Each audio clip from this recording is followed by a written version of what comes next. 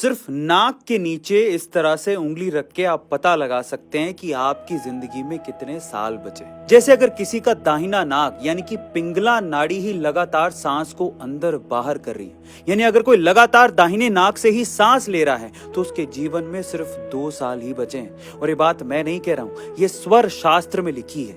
उसमें लिखा है अहोरात्र द्वयम यस्य पिंगलायाम सदा गति तस्य वर्ष द्वयम प्रोक्तम जीवितम तत्व वेदिभिः, यानी कि यदि किसी की पिंगला नाड़ी यानी कि दाहिना स्वर पूरी तरह दिन रात कई दिनों तक लगातार प्रवाहित होता रहे तो उसे समझना चाहिए कि उसके जीवन में सिर्फ 2 वर्ष ही बचे हैं। हमारे जल्दी बूढ़े होने और जल्दी मरने के पीछे का सबसे बड़ा कारण है हमारे सांस की लंबाई। एक आम आदमी नॉर्मली 10 अंगुल की सांस अंदर लेता है और 12 अंगुल की सांस बाहर फेंकता है, यानी कि हम सांस अंदर कम लेते हैं लेकिन फेंकते ज्यादा हैं बाहर।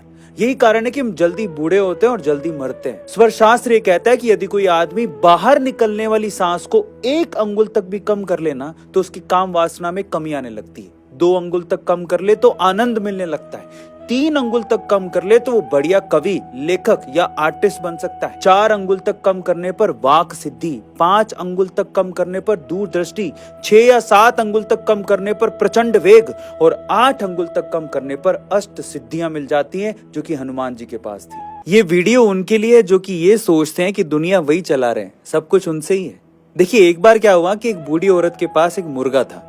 अब उसके हिसाब से जब वो मुर्गा बांग देता था सूरज तभी उगता था। अब इस बात पे एक दिन वो बूढ़ी अकड़ गई, ईगो में आ गई और उसने पूरे गांव में खबर कर दी कि मुझसे ढंग से व्यवहार करना, नहीं तो मैं इस गांव को छोड़ के दूसरे गांव चली जाऊंगी तो फिर इस गांव में कभी सूरज ना उगेगा।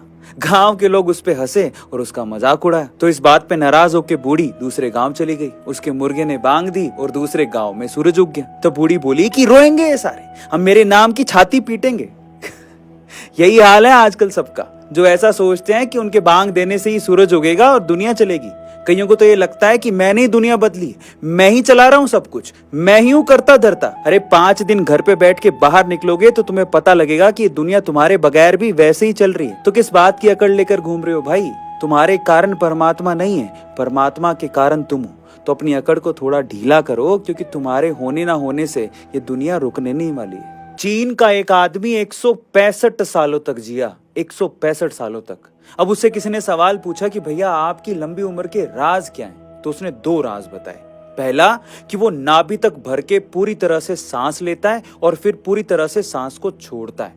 हम में से अधिकतर लोग नाभि तक छोड़ो गले तक भी सांस चली जाए बस उतनी ही भरते हैं, पर सांस को पूरा भरना चाहिए। नाभि तक ऑक्सीजन जानी चाहिए जिससे पेट फूले। कई लोगों का तो उल्टा है, सांस लेने पर पेट पिचक जाता है और छोड़ने पर पेट फूलता है, वो तो और भी ज्यादा नुकसानदायक है। इसलिए सांस जब आप लो तो ध्यान रखना चाहिए कि पेट फूल रहा है या पिचक रहा है। और दूसरी बात उस चीनी आदमी ने बताई कि वो अपनी रीढ़ की हड्डी को सीधा रखता है।